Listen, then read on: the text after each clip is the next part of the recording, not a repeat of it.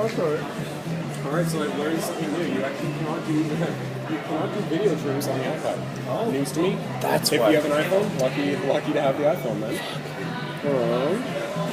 You'll have to try that. So once you have kind of trimmed that video and you have it exactly how you wanted, say I want to send this out to somebody, what I can do, as I'm inside my camera roll, I'm going to hit on the action button. So this is just inside the photo app right here. I can then hit on the action button, select that video that I trimmed, and then I can just hit the share button along the bottom. And that's going to allow me to send this in an email as a message or upload it directly to YouTube if I'd like to do so. Okay. How is this trim? So you're just going to grab the small bars just along the edges. Oh, that's and you can bring those like that. Okay. And so we're going to jump into iMovie for iOS. So iMovie is an application that you can download. What's that? iMovie? Yeah, so we're going to be doing the iMovie right here. So it's not one that comes on the iPhone. It's $4.99 to download. I see, but I don't have it. So if you don't have it, feel free to follow along up here, or you can grab one of the store phones. I do believe that they have iMovie on them as well. So as I go into iMovie here, I'm just going to open up the application.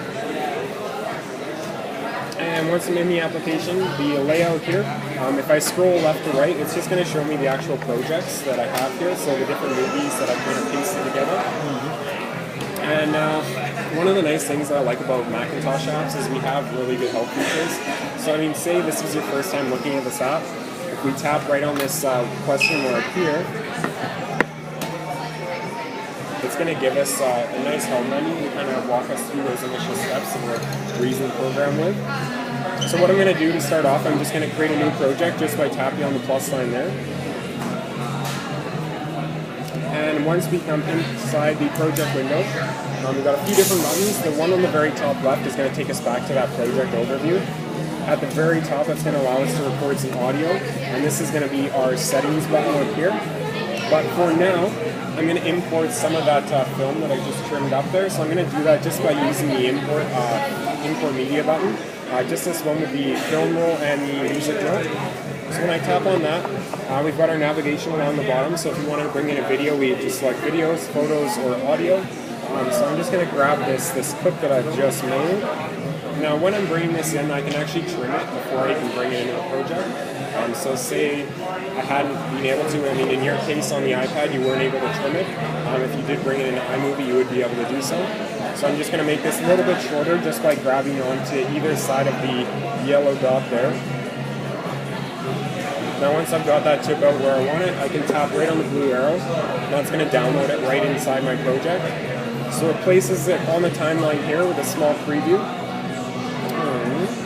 Let's see, I'm going to bring in a few more clips, but instead of importing them from the video library, I'm actually going to record them right on the spot. So say you're out and about and you actually wanted to make a video of something that was happening while you were there, you can record live video just by using the camera button on the left there. So this will take me right into the camera app here, so I can take some more absolutely breathtaking video footage. Once I've got that video footage in there, give it a second. It's going to kind of ask me this. Now, it's looking a little bit funny up on the screen, but as you can see here, it's letting me actually retake it or use that. If I really didn't like that video selection that I made, I do have the option just to retake that video and then load it back into the project there. Using the movie thing. The video. So, I'm gonna use that clip. I thought, you know, that's a really good piece of film. So I'll just click on use. So that's gonna drop that into my my movie timeline here. And as you can see, in between the two clips that I've created, it's actually put its own transition. So it's already started to piece together my film and how I kind of want it to go. Now, if I wanted to maybe take a look at what that transition is like, I'm just going to preview it right here, so I can tap play there, and we'll see. It's got kind of a fade across for those different video clips there. Now, say, you know, I'm not entirely happy with that fade across. I want to change it up a little bit. What I can do, I'm just going to double tap on this transition here. And as I double tap, it's going to come up with some transition settings. So maybe I want it to be that straight cut. I don't want to have any type of dissolve or anything like that. I'm going to hit none. Or if I want to make that a little bit longer or shorter, I can kind of choose to do so. We also have the options of the themes here. Now the themes is kind of a nice way to spruce up the movie and make it look a little bit flashier. So I'm going to go choose the theme here, and let's make that a 2-minute transition. Now, if you kind of want to, well, if you're not happy with the default theme and you may want to pick out of the themes that are part of iMovie, we can do that just using the setting button at the top here. So when I tap on that, it's going to bring up the project settings. Scrolling kind of left to right there, I can choose between the different themes that I have. So let's say we're going to go for the, let's go for something maybe a little bit more colorful. We're going to go for the neon theme. On this page too, we also have the option to fade in from black, fade out, just so it kind of starts a little bit smoother. So I'm going to tap done here with this neon theme. And now you can see as I kind of go through the timeline very slowly, you'll see that theme starting to come up. So if we preview this now, we can see that theme transition has kind of taken place.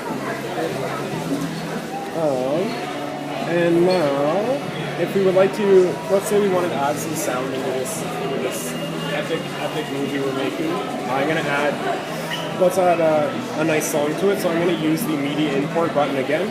So as I tap on that, I'm going to choose audio from the navigation bar just on the bottom here. And let's go into artists. Let's go for Barbara Streisand.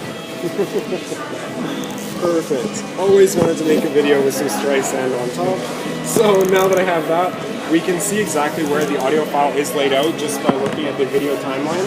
Now if I am to double tap on the audio clip settings, I can kind of increase and decrease the volume if it's too loud or too quiet compared to the audio in the clip there. And now once I'm done this, the last thing I want to do